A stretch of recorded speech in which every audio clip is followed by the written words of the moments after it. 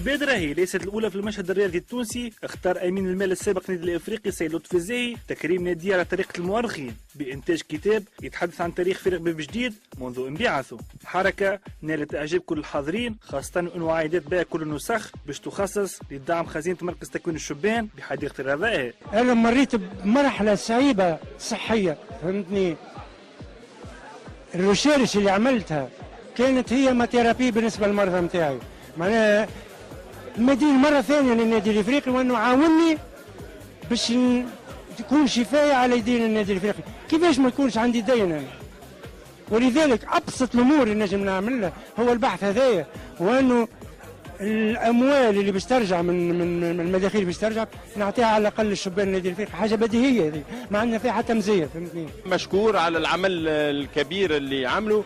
وبالنسبه للتمويل اللي فرع شبان النادي الافريقي هذا غير غريب، معناها سي لطفي معناها وخدمنا الكلنا بالروح هذيك معناها اللي خرجنا بها الانتماء للنادي الافريقي كمدرسه اخلاقيه. نقول للسي لطفي اعترافنا بالمجهود اللي قام به، وان شاء الله ربي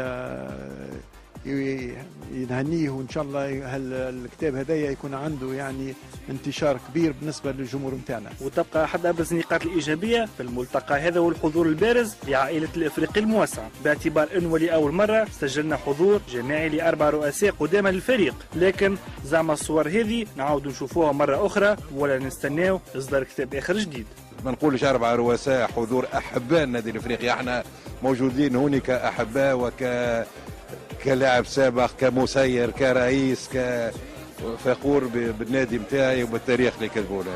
ان شاء الله تتعاود وتتكرر، هذا من المكاسب نتاع الجمعيه نتاعنا اللي احنا فما ديما الائتلاف حول الجمعيه ومصالح الجمعيه.